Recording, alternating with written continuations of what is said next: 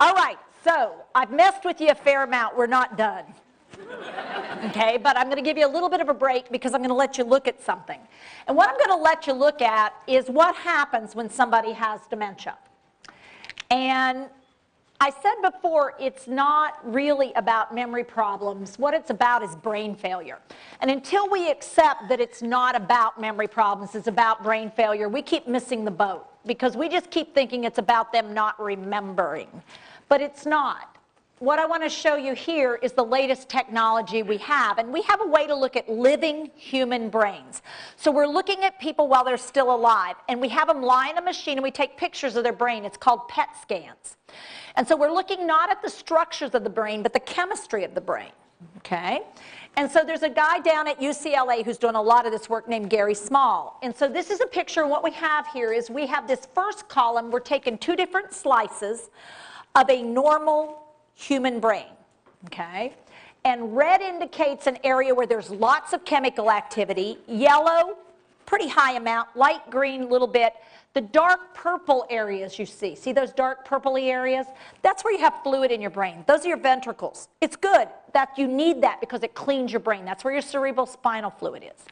Now what you're seeing here, this is the, up here, this is the front of the brain, and this is the back. Front, back. This is a high slice. It's actually a slice right up here in the top. And this one is more of a diagonal down slice.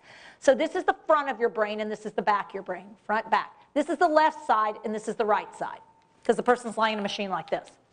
Now, this is normal. This is early Alzheimer's. In 80% of cases, the person won't yet carry a diagnosis. Because when you take them to the doctor, there's enough still working that they look great at the doctor's office. They can actually do very well at the doctor's office. They also do very well when they go to take their driver's test. They also look really well when family come in from out of town they haven't seen in a while.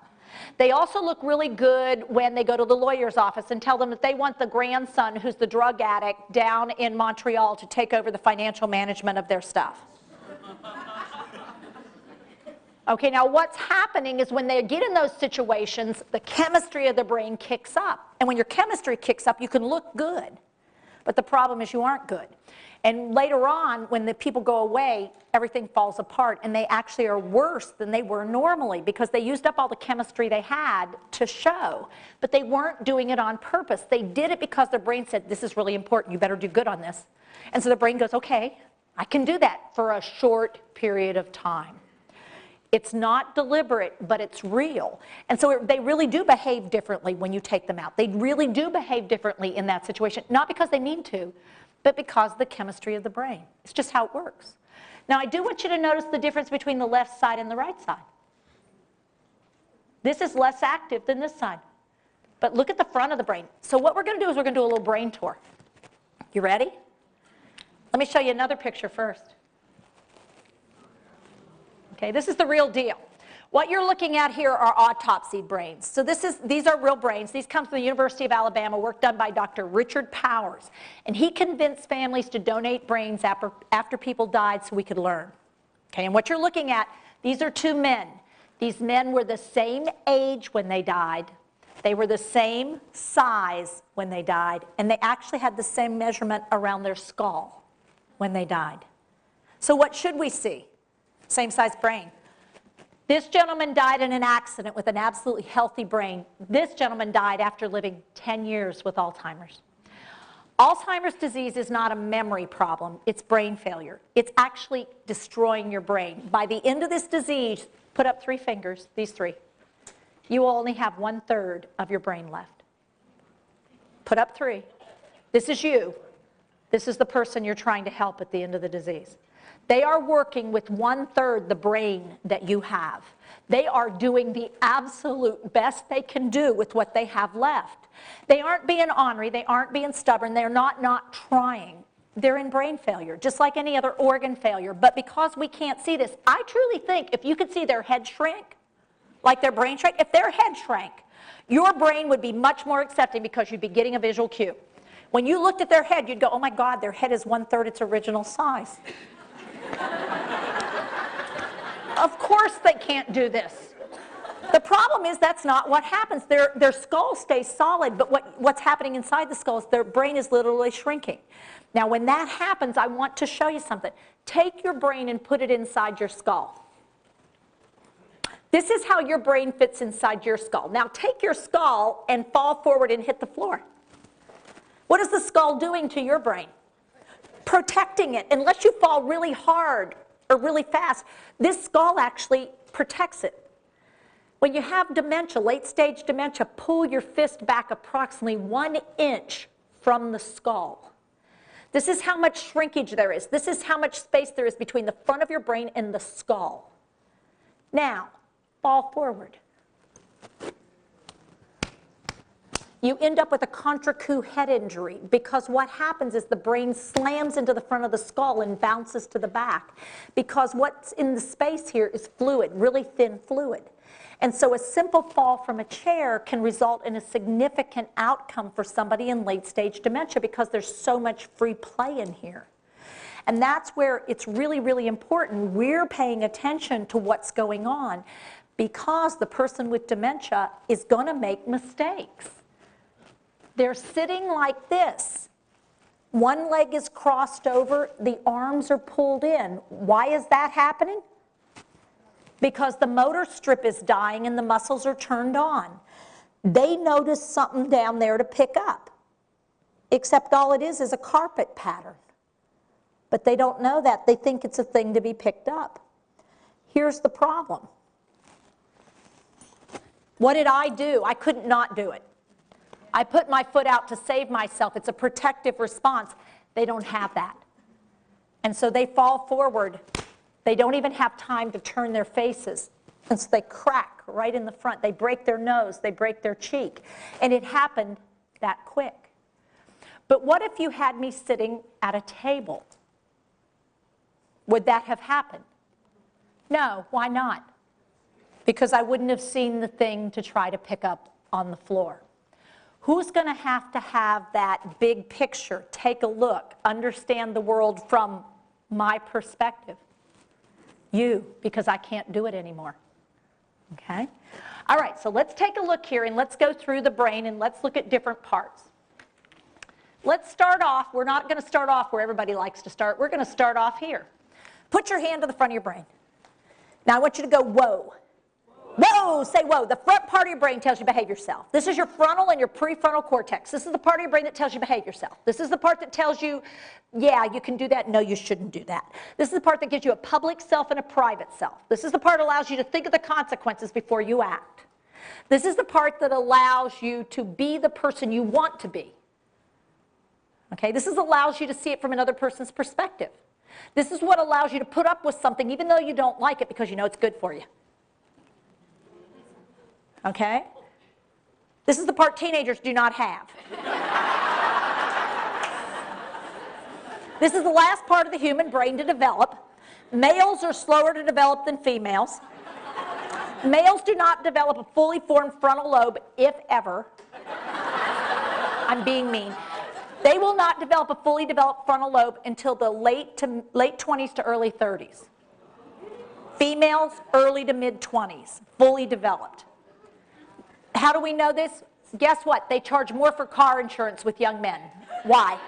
They get behind the wheel of a car. I bet it'll go 70. I bet it'll go 100, 200. Hand me a beer. I mean, what? And you're going, what were you thinking? I don't know. Risk-taking behaviors all over the place because they don't think it through.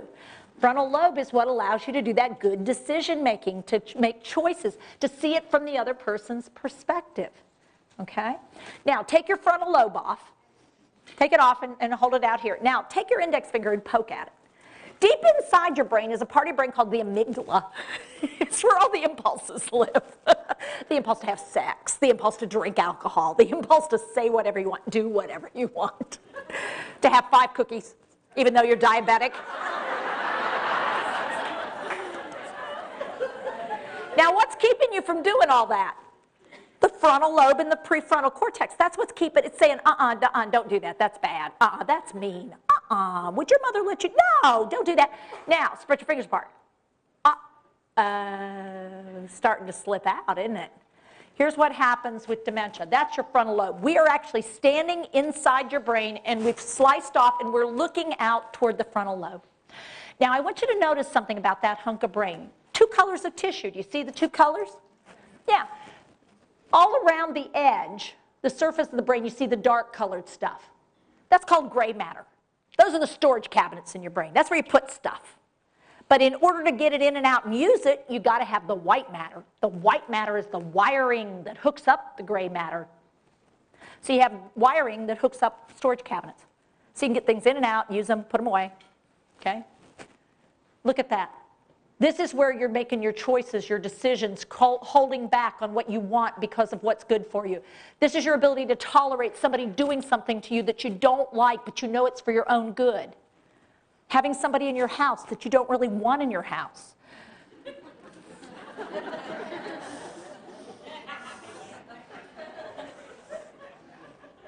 Wiring. Take a look down here. That's all the wiring they have left. There's damage, there's huge damage to storage capacity, but the wiring is what really gets in the problem. There's no wiring left. So they can't not react. It's all going to be reactions. It's all coming from the amygdala. So that's basically whatever you cause is what's going to happen. So if you reach out and you try to wipe something off somebody's shirt, you're going to get that. They can't get it. They don't understand. You're trying to do blood checks because of blood sugar problems. I'll pop you. I'll knock the shit out of you. Notice the words I used. Let's come back to those in a minute. So this is where you make decisions. So some people get really impulsive, but where the damage is, the other thing they might get is indecisive. And you think you don't like impulsive until you meet indecisive. Indecisive means I don't know how to order at a restaurant. I pull all my clothes out of my closet and I still don't have anything on. I've got the water started and this started and then that started. I've got food all over the place and I don't know what to do next. I don't know what you want me to do. What do I do? What do I do now? And I get real anxious and I get distressed. And now we start a new behavior that you don't care for. Come on up for just a second. This is the behavior that gets on your nerves, and what you don't realize is why it becomes so dangerous. So you're my caregiver, and I like to be right here. Go ahead and walk. Don't leave me. Wait.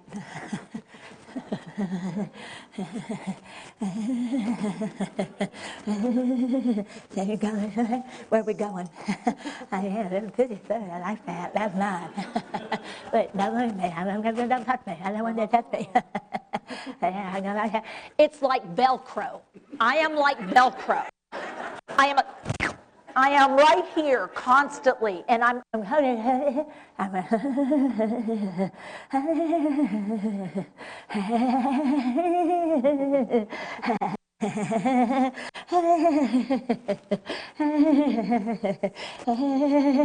don't go, where are we going? And as the day wears on, you're finding that your jaw is sort of clenched, and you're like, Teepa, why don't you sit down for just a second? No, I'm okay. And you're like, you tell you what, I'm going to go to the bathroom. You just stay here. So you go in the bathroom, and in just a few seconds you hear, how much longer are you going to be? Open the door. Where are you? Oh, wait, let me in. Please, don't leave me, please. Because you become my guide, and I don't, wait, where are you going? Now notice her behavior was like, oh. Now, is she giving me a visual cue? Yeah, the visual cue is what? She doesn't want to be with me. Guess what that makes me want to do? Cling even more, because now where are you going? Please don't leave me. Please. And now I don't want you. Now, but here's what's happening to you. And you need to understand what's happening in your brain. When I stay right here, where am I in your vision? In the peripheral. And when I stay in the peripheral, what does that do to your brain? It constantly puts it on high alert because there's something out there I have to pay attention to. There's something out there. And when I touch on the back of your body, that's a touch that says, oh, what is that? What is that? What is that? And when out of the blue, every now and then your voice hears,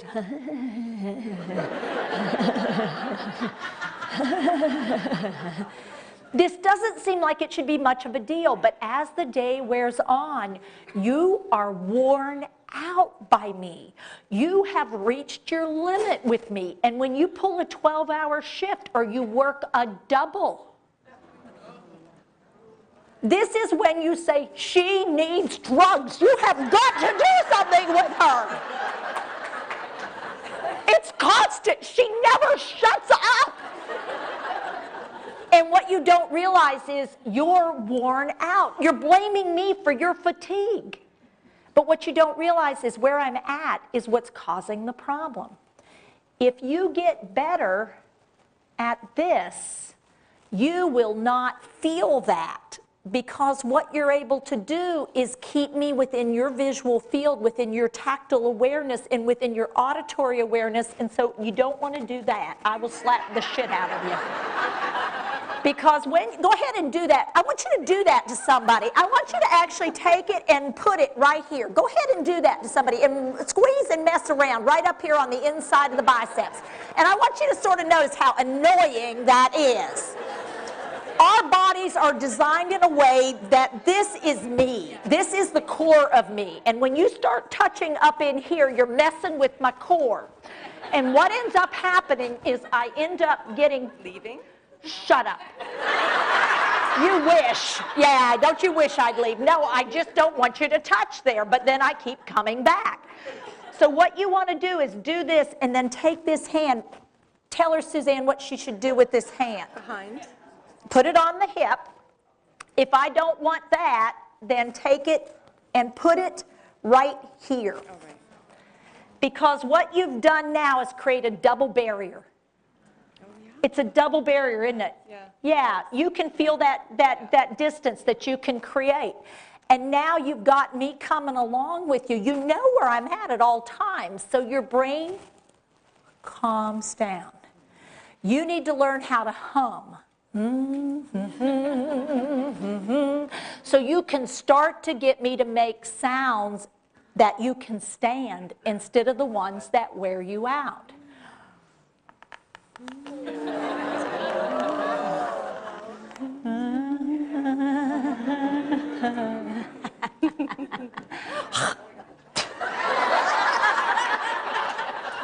Now we're going to talk about that. That's something I might do. It's just my inability to manage my own saliva. Don't get so bent out of shape. You do need to clean that up, but don't make a big deal of it. And what you need to realize is as you get used to me being in this position, my need goes down, because I know where you are. You're giving me input. It's really nice input, and it's not intrusive. You're staying on the edge. You're not bothering me a whole lot, but it's calming you down too. You know, that hand thing, it's not just about me. Y'all have issues too. Your brains are just better designed to cover it up, and I'm the one that ends up with the drugs. I don't understand how you need Valium, and I get it. Okay, so, all right, frontal lobe. Let's take a look. Let's go to another part of the brain.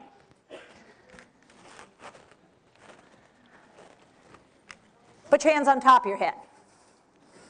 Take your index fingers, and what I want you to do with your index fingers, I want you to run them up and down along your skull, up and down a couple times.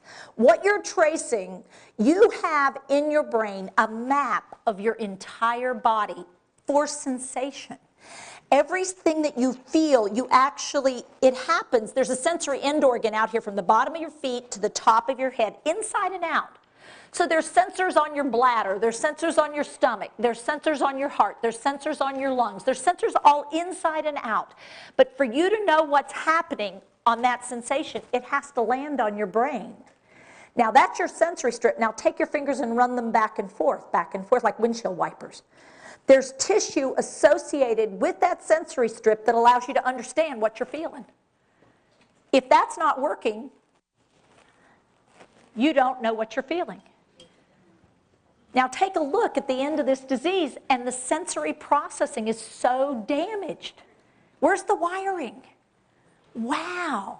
So what happens with you is you know what's happening all over your body. You know whether you're hungry, you're thirsty, whether you got to pee, you got to poop, whether or not your hip is bothering you, whether what you're feeling is a headache or sinus infection, whether what you're feeling is a heart attack or a sore muscle. You know these kind of things because your brain is processing data at all times. Now what happens as this disease gets worse is I get really mixed up. And sometimes I don't even pay attention to parts of my body because of all the damage. I'm not getting input. Because those parts of my body didn't have a lot of input to start with. And as the disease progresses and I lose more and more awareness, I'm not even aware that things have happened on that part of my body. Now let me tell you where you have the least input. Your back and down the back. On your arms out here, not as much. Where is it really intense? 4 zones. 4 spots, high sensory intensity.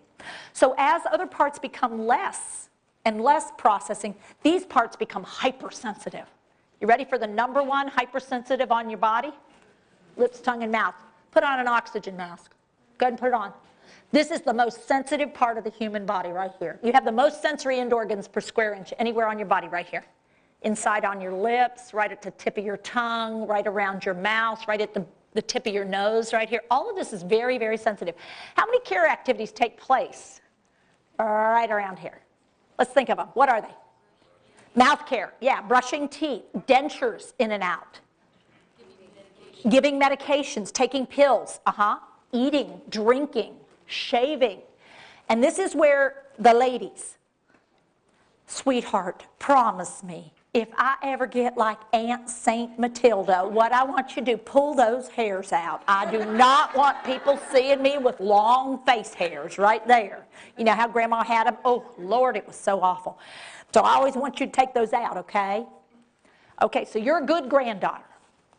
Go ahead and start to pull. I'll knock the shit out of you. Don't you pull my damn hair out. And you're like, but Grandma, you told me to pull it out. No, I never did. What I thought I wanted and what's happening now, 2 different things. This is where you've got to learn 2 things. So what,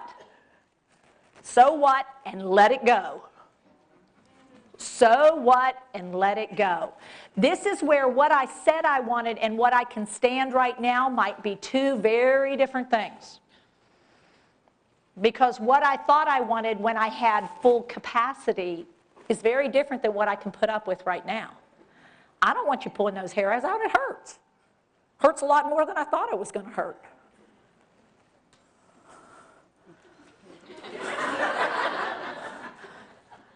Why are you hurting me like this? I'm sorry that hurt you. I know. Well, I don't like it. I never thought I'd have a girl treat me like this. Why are you doing this? That's my mistake. I'm sorry. This is where you're going to need more than talking. Yeah. You can feel that it's not working, isn't it? Oh, yeah. Yeah, why? Because what we want to do is human beings connect in 3 ways, okay? We connect through vision, we connect through talking, and we connect through touch. Human beings are aware of others in 3 zones: public space, personal space, intimate space. Public space is where we look at each other, but we're not going to do any more than that. So for you guys, that second row, you're fine with me being out here, aren't you?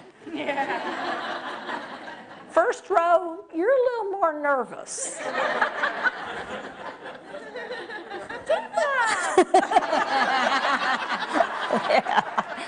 Good decision. Here's what happens. As long as in the North American culture, our average for when we start feeling like we move from public to personal space. Get these 3 fingers and go public, personal, intimate. Public, personal, intimate. Public space, we look at each other. Personal space, we talk to each other. Intimate space, we touch. So in our culture, the boundary between what we consider public or shared space and what he starts thinking is his space is about 6 feet out, chest to chest, human bodies. So as long as I'm out here,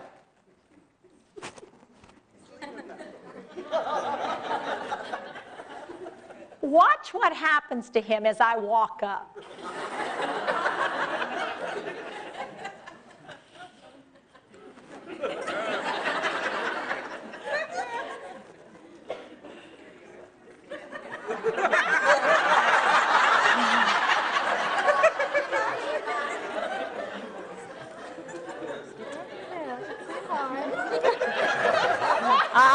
That's not what he wants to do. She's saying, stick out his hand and say hi. And he's going, no, I just want to get out of here. Now, what's happening there is I'm moving into his personal space without saying anything, and it's making him incredibly uncomfortable. Because human beings are really not liking people come into their space without permission. And so what happens is if I stop moving right here, because I recognize whose space is this? It's his, and I'm going to go, hey. Do you feel the difference right away? Yeah, what's happening now? You're deciding, do I want you or don't you? And he hasn't really decided. How do I know he hasn't decided? Because he's giving me the visual feedback that's different than what he said. He said, yeah, it's different. His body is still real lean back. His hand is covering his chest, saying, I'd really prefer you don't. And the reason he prefers I don't is what's happened before. What happened before made him nervous, and he's hanging on to that. Even though he doesn't really know what I'm going to do this time, his brain says it could break bad. This could go bad. This could be really ugly. And so what happens is he's already preset to not want me. Here's our big mistake as care people. We try to overcome it. It's okay. We swoop in. When they say, I'm not sure this is a good idea, it'll be fine, sweetheart. We go in there because we're going to help them whether they want it or not. And what ends up happening is they fight, or fright. And we think it's about them. And what you don't realize is they tried to tell you, whoa, slow down. I don't know if I want this or not. And we didn't listen. We didn't look. We didn't pay attention to the cues they were giving us. We need to pay a lot attention of what they're doing. Because they're doing what? The best they can. So if my friend, tell me what your first name is. Bruce. Bruce, come on up here. And you know Bruce is going, oh good, this is going to be great. You're the one, and from the look, you're the one that decided to sit in the front row. Yeah. I knew this was coming. I knew he was thinking that. Okay? So here's my friend Bruce. Now Bruce, I want you to sort of keep that same feel that you had before, okay? So when I come up and I stop here and I go, Bruce, hey. And he's still not sure. Can you tell that he's still not sure? What I need to make myself do is don't break this boundary. It's his space. And what I'm going to do is turn my body sideways. Because when you're front on, you're saying, I want to confront and fight with you. That's the message you're sending with your body. That's what we do. When we come in on somebody, we're... Okay? And I'm going to have you do this with each other just a little bit so you can feel the intensity of it. And if he were to have binocular vision, it would be even worse because there's no out. It's being attacked and you're trapped. You're trapped there and they're trying to get away and they can't. And so they have to fight for their life because there's no way out. This is particularly true for people who are wheelchair bound or bed bound. People who are limited in their mobility. They're scared to move and yet you keep coming. Whoa, whoa, whoa, whoa, whoa, whoa, whoa, whoa, please, please, please.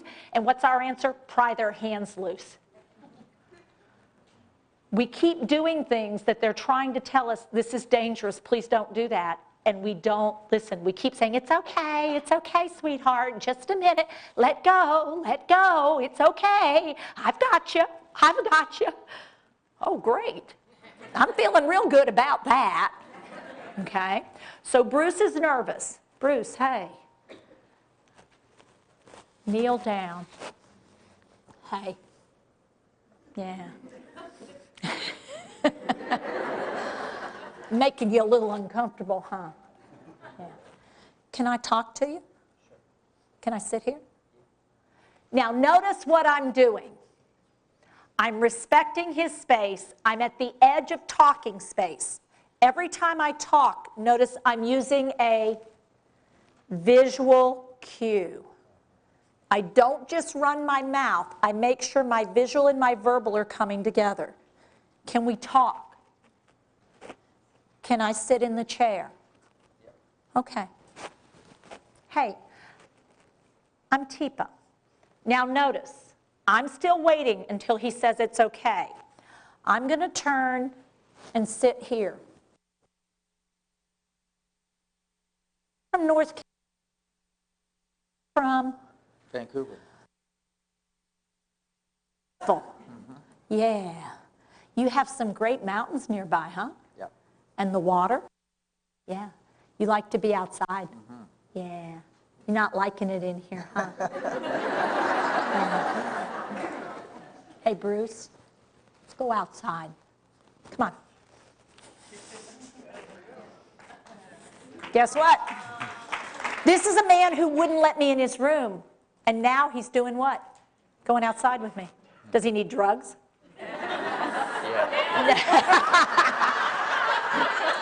Yeah, maybe, but that's a different kind. What I want you to really pay attention to, the reason I had success with Bruce is I watched and listened to and paid attention to Bruce. I didn't push harder than Bruce was able to tolerate. Now, did it actually take me a really long time to get Bruce up and going? No, in our mind we think, God, I don't have time for that. What I'm going to tell you is you waste so much time with resistance, refusals, and reapproaches, and the whole reason you have to do it is you pushed too hard in the first place. And you didn't listen when they said, no. Now, with your partner, Suzanne, okay, 4 parts of your body. I'm going to tell you the 4 parts. We're going to come back to the other things. Sit right there if you would, okay? Number 1 was what? Lips, tongue, and mouth. Second part of your body with the second most intense part of your body, palms of your hands and your fingertips. Particularly, get these 3 fingers out, these 3. These are called your manipulators. These are the fingers you do the most with. These 2 are not really that skilled, so you don't use them much for skill. You use them for power and grip. These are the 3 you use to do things. Button a button. Go ahead and button a button. Zip a zipper. Take your pen.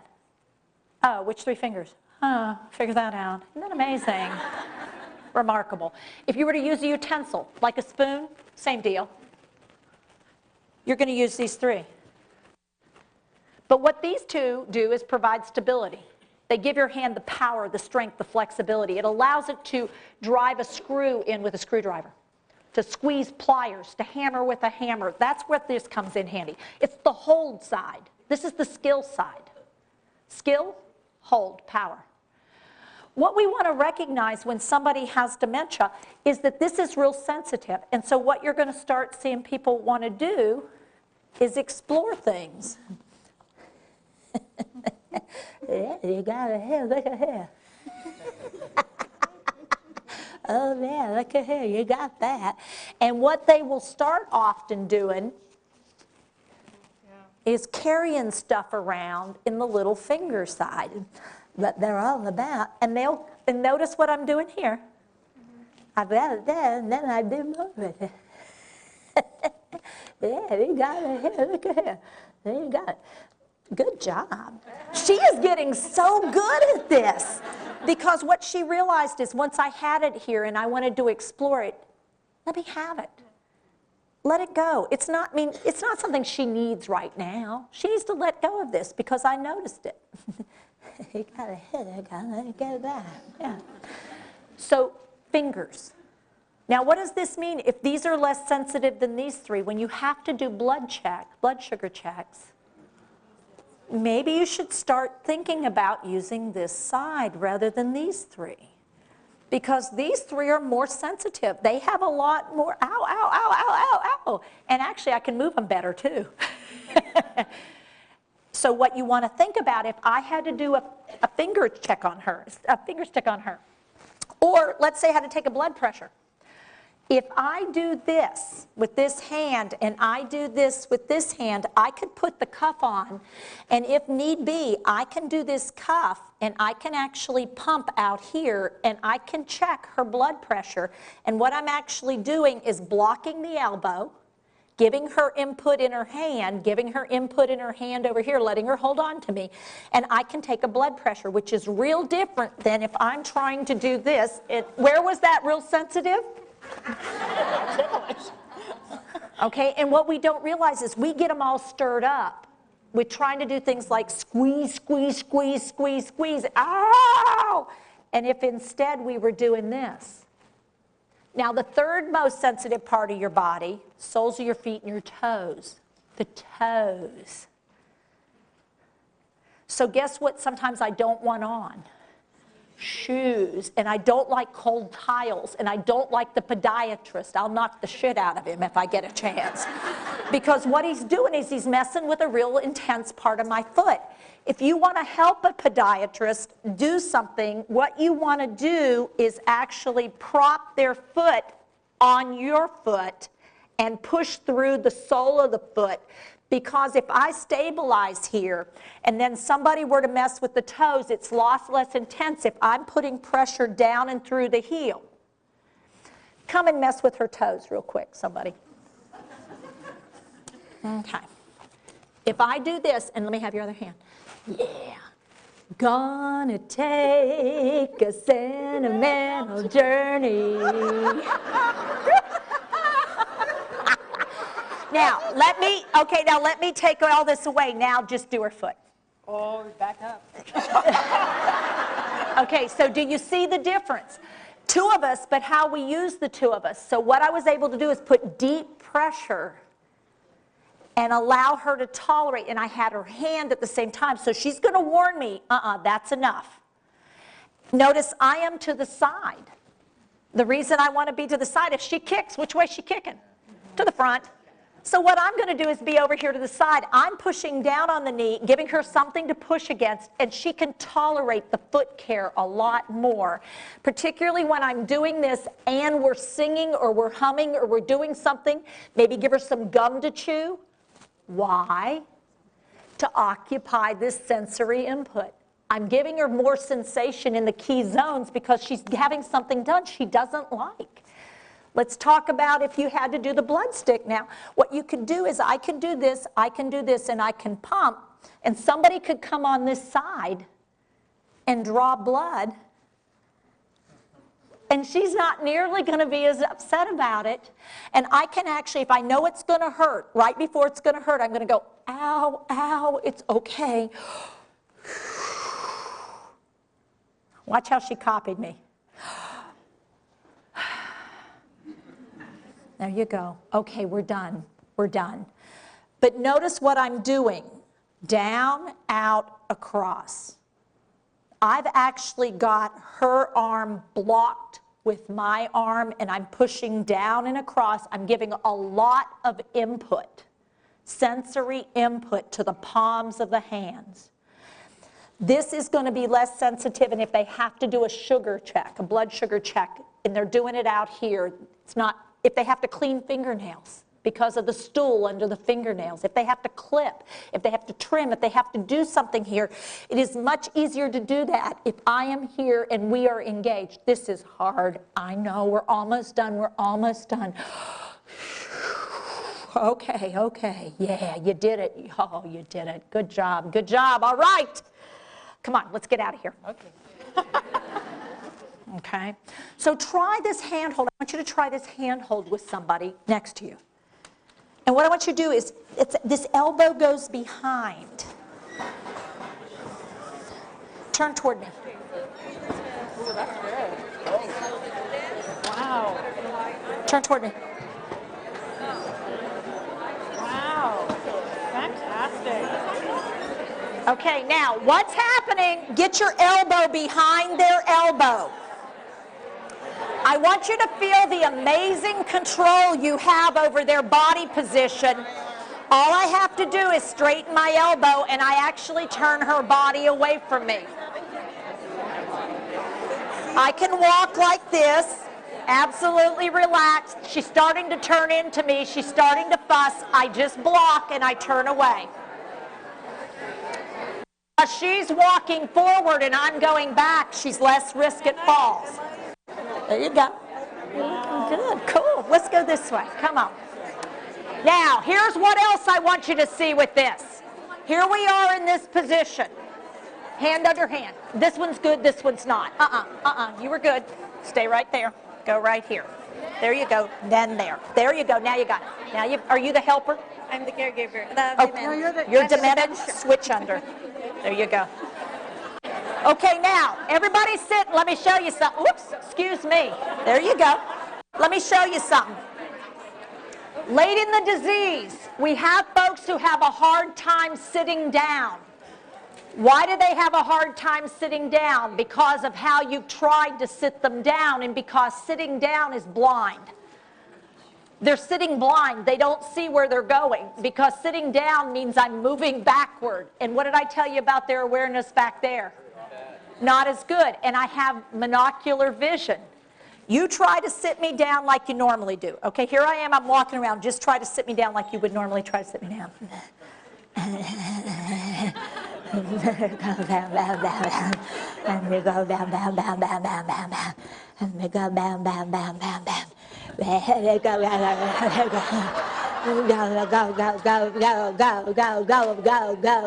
you go, go. Hey, baby. Hey, hey. Tifa, hello. Hey. Hi. Hey. Good. Good. Yeah. Yeah. Now see how she's already learned some good skills. She's already got some, yeah, she's really coming along. There you go. Now she's going to walk with me a little bit because she wants me back there. But if she tries to back me up, go ahead and try it. You already know. I know. And yet I'll watch caregivers know and go right ahead and do it anyway. Go ahead and do what you're going to do. Because here's the toilet. Go ahead. I'm afraid. As well you should be, yes. Now remember, I don't actually have dementia. I won't actually hurt you. You know that. But it is an emotional pain. It's fear because you know it could happen. And guess what? You start tensing up. And you start acting like it's going to happen. And sure enough, I'll follow up on the cues.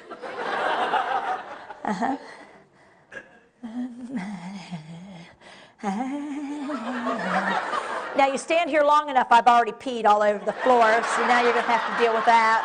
But go ahead and do what comes naturally. Do what you normally would think about doing. I can tell you what everybody's going to do. You try to push or pull them back. I mean, you try to pull back on their body to get them to sit down. I watch you do it time after time. You will shift them back. And what you don't realize, because of the changes in the sensory motor system, they can't do what you or I do with our feet. When somebody shifts us back, go ahead and shift me back. What I'll do is I'll automatically do a sit. They can't do that. They freak because their brain goes, oh my God, you're going to fall. And what happened to her? This is where you get your back injuries, your shoulder injuries. This is where you get hurt because I jerk you sideways off your base of support, and then you end up twisting or turning or hurting something in your back because you freak me out and I panic or I swing across. Because realize in this moment now, I think you're trying to hurt me. I think you're, and people will say, don't push me down, don't push me down, don't push me down. And then I start grabbing. And when I grab, it worries you or scares you, and then you start grabbing, and now we're all out of control. So here's what you're going to do. First of all, if we're moving around and you haven't got me lined up, you need to just walk in a circle. Realize you have control. And what you want to do is bring me in. You're going to bring me in like an airliner. You're going to bring me in so that I line up along the side of the toilet or the chair, and so it's just a quarter turn.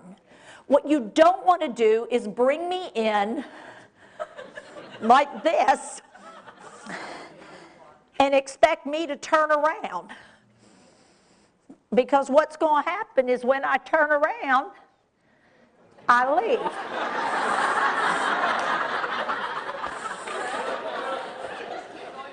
There ain't anything there.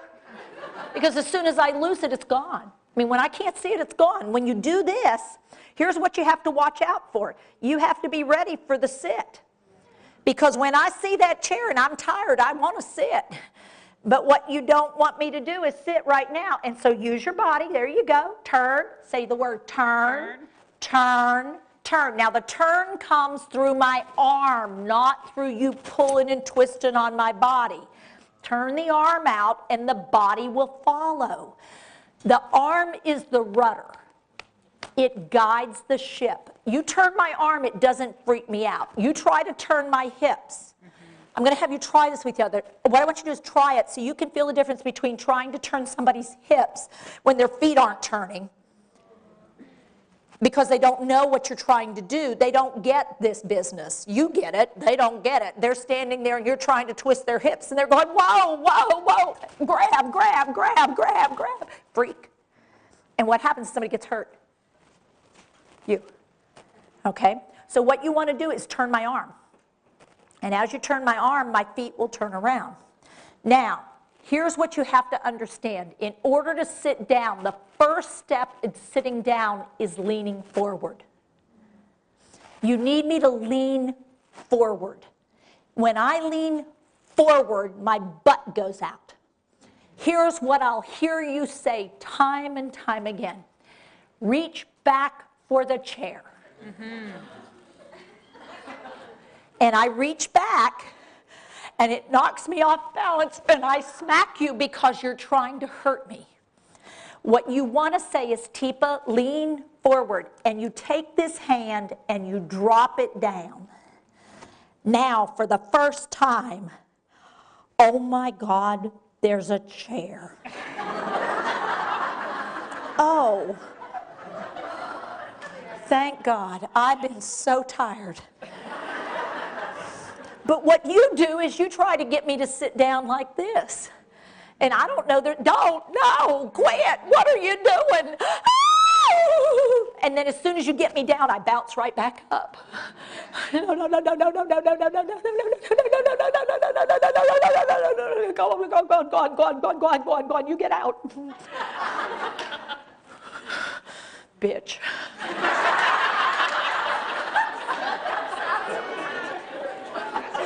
Now, we're going to come back to this in a second. You can go sit down for a second. We'll bring you back. Okay, now, we did 3 parts of the body. We haven't done the last. What was the first part really sensitive? Mouth. What was the second part? Palms of the hands and the fingertips. What was the third? Soles of the feet and the toes. And here's the last one, genitalia. Oh, yeah, from about here forward. Oh, yeah. Lots of sensation. Here's the bad news. Uh-oh, we're almost out of time. That's one of the bad news. Genitalia, hypersensitive. Okay, now, what I want you to do, I don't want you to actually do it, but I want,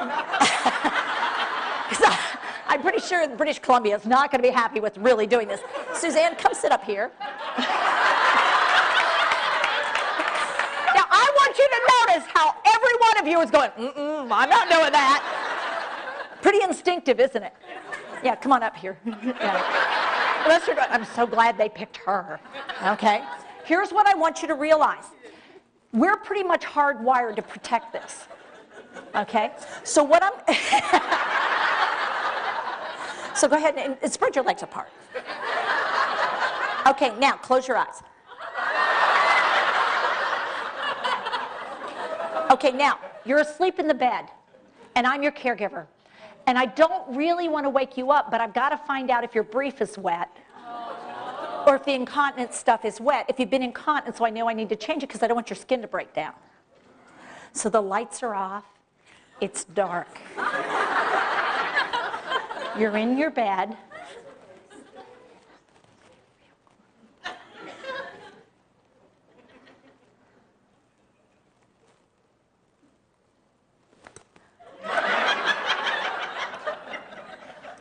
How's that going for you? Not well. Not well.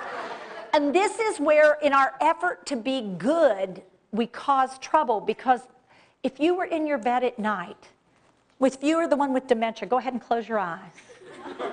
Spread your legs apart a little bit. Get relaxed. And then, caregiver, slide your fingers from their knees up toward. And I want you to whisper and say, I'm just going to check and see.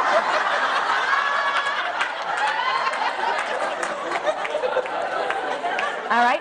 Now, if you're in a care facility, let's say you're living in a care facility and you hear down the hall in the next room down, oh, no, no, please, oh, oh, please don't do that. Oh, ow, oh, oh, oh, you're hurting me. Oh, God, no, no. And then in 2 seconds you hear,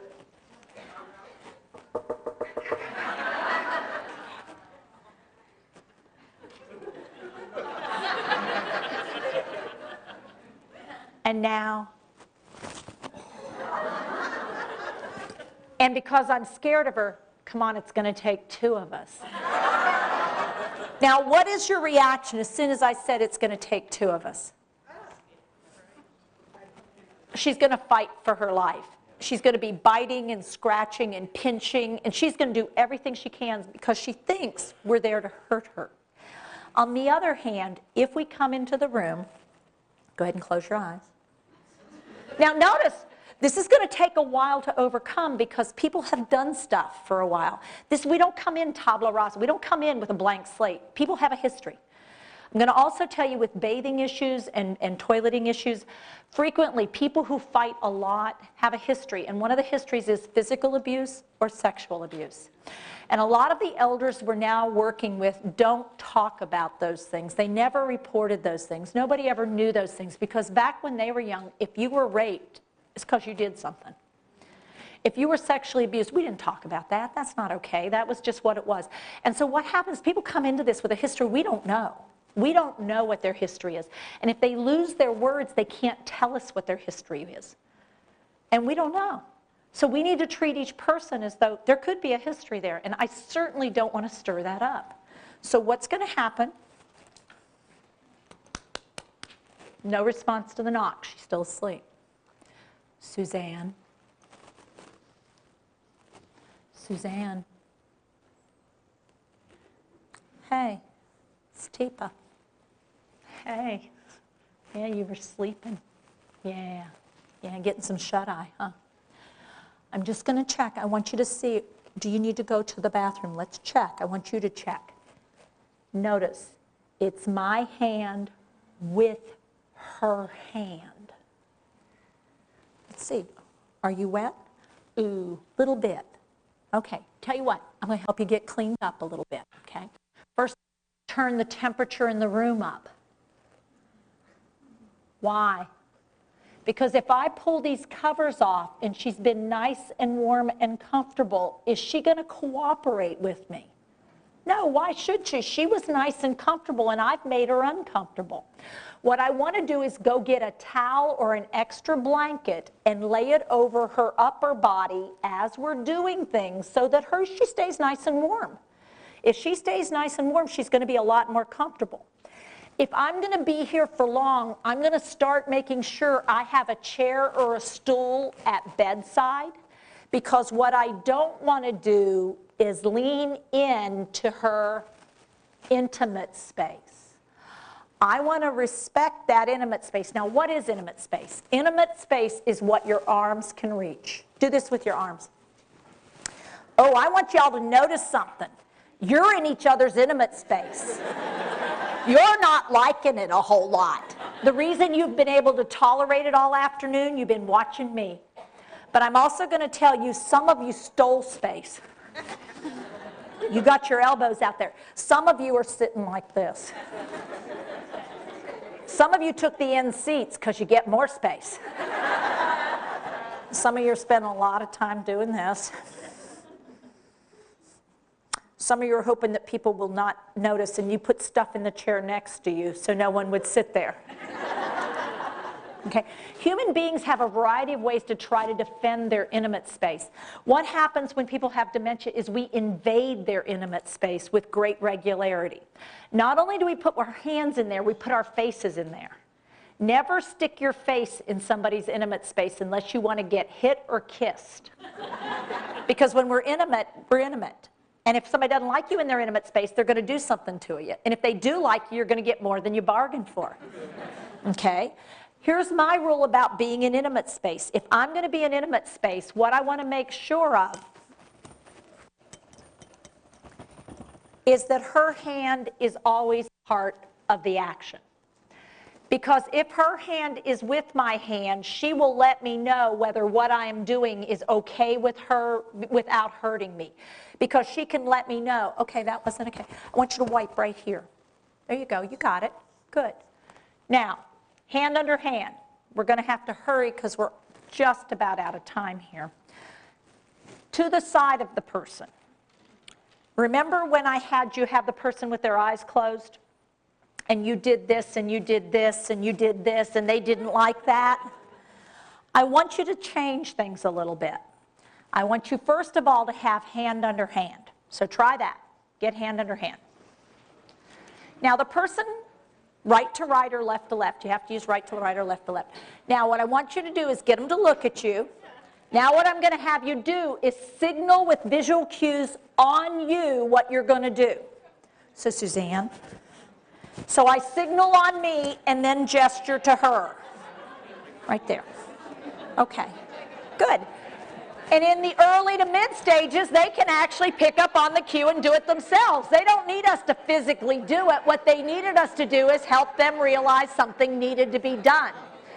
How many of you have ever gone to the bathroom and come out forgetting to zip your zipper up? How many of you have had it happen? Okay. Bruce, stand back up. Okay. So here comes Bruce. He's coming out of the bathroom, and I'm a really good friend of his. And I noticed, here, let me get that for you. How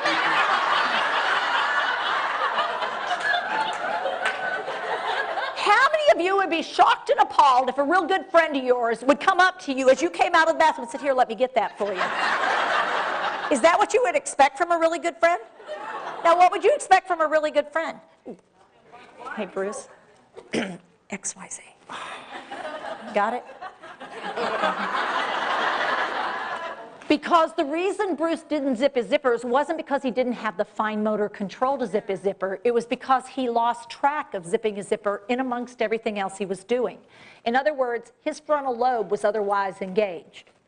When people have dementia, what did I show you about their frontal lobe? It's damaged. It's horribly damaged. And with frontal lobe dementia, it's the first part gone. With Alzheimer's, it's early damage. But with Bruce, what I needed to do is not do this.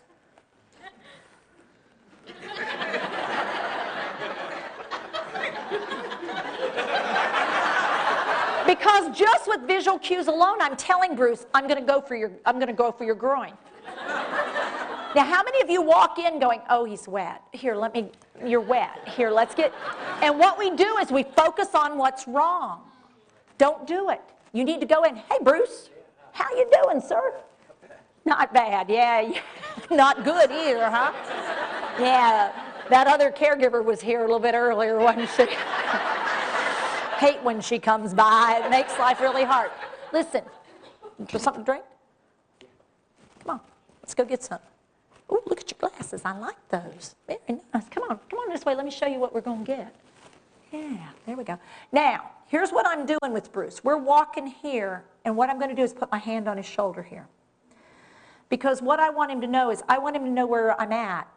But Bruce doesn't like people that close. Did y'all figure that out? I mean, Bruce is a pretty strong introvert. He's not an extrovert.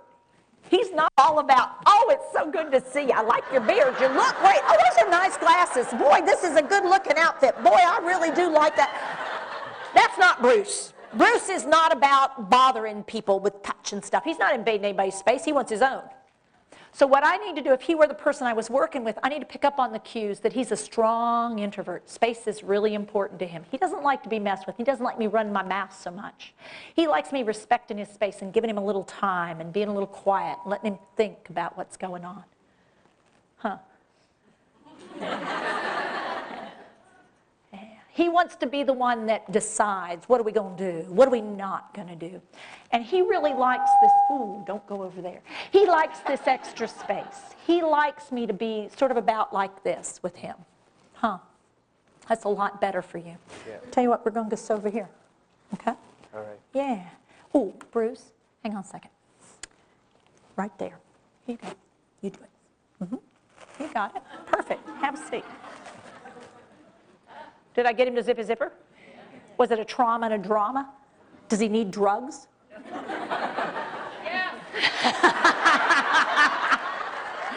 Not the kind you're thinking of. Okay? Now, with your partner, we're going to take it another step. Because my friend Suzanne here, when I did this time and I did this, she wiped my face. So I did this and she did me. Or she just smiled at me. What it means is the disease is getting worse. She no longer understands what I mean by giving this cue. When I give this cue, she's copying me, but she doesn't understand what I want.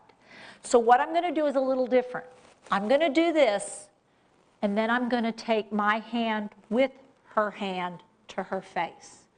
And we're going to do it together because her brain remembers her hand coming to her face. And because I'm taking her hand to her face, there you go. You go right here. There you go. Good. And we can do washing. That one's still a little nerve-wracking. Susanna's a little anxious about that. Now, what I want to point out, when I'm going to touch the most sensitive part of her body, which is where? Her face, I need to recognize that's real sensitive. So if I take sensitive to sensitive, it's still going to be sensitive. So what I do is I take this hand I'm not using, and I put simple pressure over the joint at the shoulder. And what I do is I trick her brain into not paying so much attention to the mouth. If I take this away, that becomes more sensitive. So I use proprioceptive input again to trick her brain into tolerating my touch, my touch, my touch, my touch. So we can use this technique whether we're helping somebody eat, take out their dentures or put them in, wash up after an incontinence episode, because if I do this, I'll say, Suzanne, I want you to wash down here. You do it. I step back here and shut up. Her brain says she's doing it. She gets privacy to do an intimate task, but the fact of the matter is, I'm the skill. She's along for the ride. But her brain doesn't know that. It's so damaged that it accepts that this is happening. I put the handheld shower in our hand, and her brain knows where the water's going to go. So it doesn't get so upset and so distressed because it's aware of where it's going to go. I take a bath blanket and wrap it around her and wet her through the bath blanket. She relaxes because we have artificial warmth and insulation. And then I lift it up and we go up underneath to wash. And she's a lot less distressed because she has privacy and she thinks she's washing herself. I'm doing it. But because I'm not, let me get you clean. Come on, come on. No, don't start. Now you're going to fall. You don't want to fall. Come on. Let me get.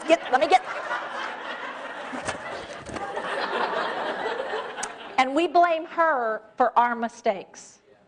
And we need to quit blaming people. We need to get better at picking up on the cues they're giving us, what they like, what they don't like, what they can tolerate, what they can't. Now, thank you, Suzanne. Give her a hand. She's tolerating an amazing hand. All right. Now, our time for the content is up. There is so much more we could do. We haven't gone through all the brain. You know that, don't you? All we've done is covered a couple spots. Let me tell you about a couple other spots. Put your hands to your temples. And what we're going to do is we're going to go left, right. Go ahead and do that. Left, right. Do it again. Left, right. Language on the left, rhythm on the right. Language on the left, rhythm on the right. You lose on the left, retain on the right.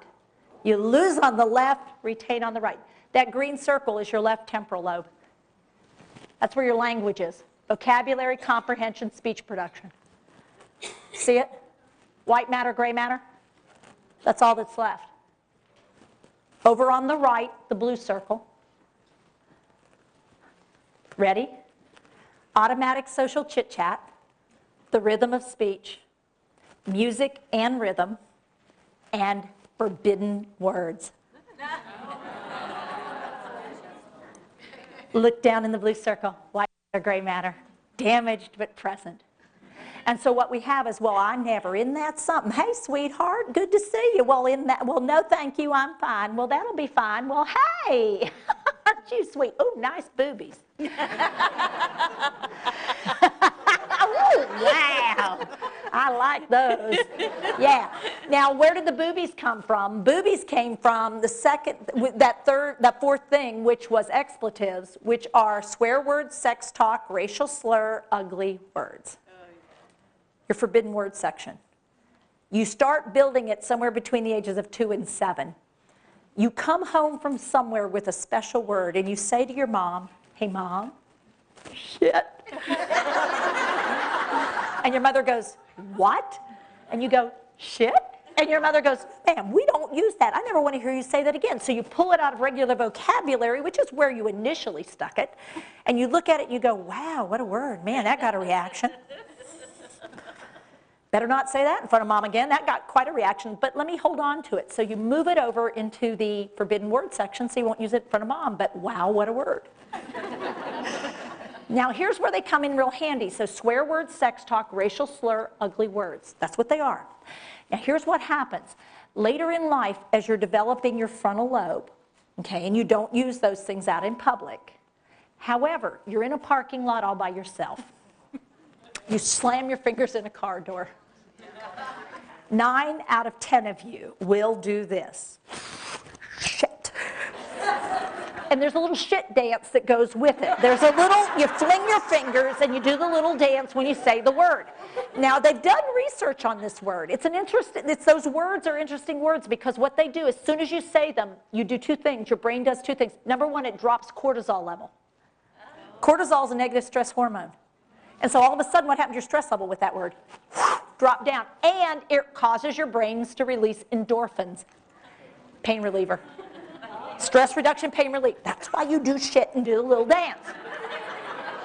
Okay? Now, if there's a 3-year-old child next to your car, slam. You will always, almost always, same percent. Shoot. Hud. Got the gun, gosh darn that hurts. No pain relief, no stress reduction, but you maintain the frontal lobe. And what you did is, you see that white track over there? Let me see if I can, where's my thingy? Did you take it? I wish you'd quit hiding this. I wish you'd quit hiding this. I'm sorry. I'm sorry, you're right. I should not have hidden it. Is that what I heard you say? Better be. Here you are over here. This is where you want to say shit. But instead, look what you can do. You can go up, go across, go over here, and find another word. And why do you do that? Because that's working. Guess what happens when you do something I don't like and I have dementia? I'm going to swear at you. I'm going to do sex talk whenever it comes to me. It's going to be the kind of thing where I'm going to, if you're racial, oh yeah, racial slur is a big issue. Why? Because it's visual. Yeah, every time I see you, I think about it. Not only that, then we have ugly words. Hey, you, idiot, shut up, stupid, fatso. Ugly words, words you're not allowed to use. Now, all of a sudden, what have I got left? There they are, right over here. But it also means you have the gift, the blessing of music and prayer. Music and prayer is all done with rhythm.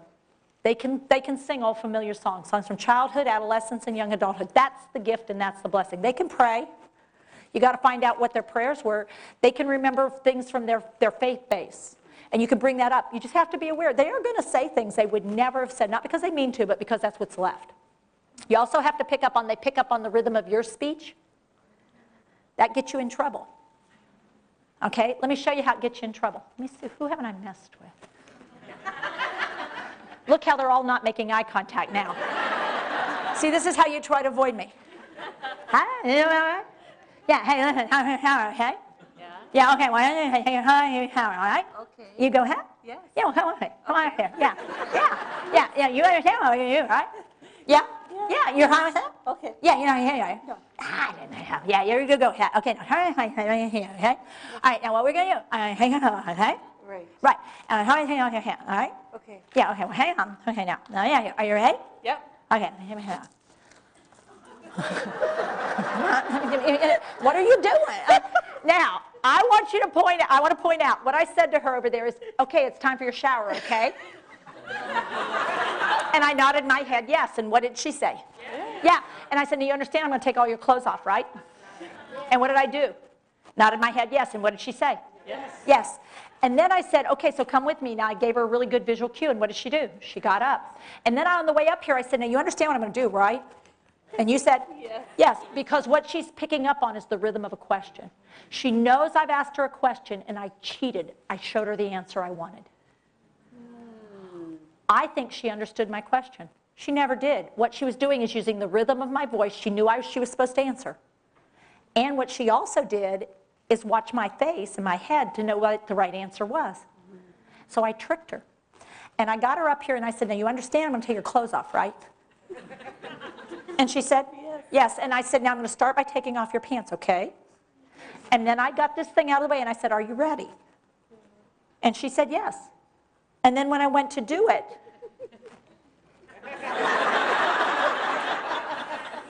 who's going to get hit? Who's going to fall? Who's going to be in trouble? Both of us. And why did it happen? Because I didn't understand what I did to her because of her brain failure. This is all about building your skills. You can't do it in one afternoon. What we've done is light the fire. What I hope I've got you excited about realizing is you have more power to make a difference in the life of the person you're caring for and in your own life to make things better, safer.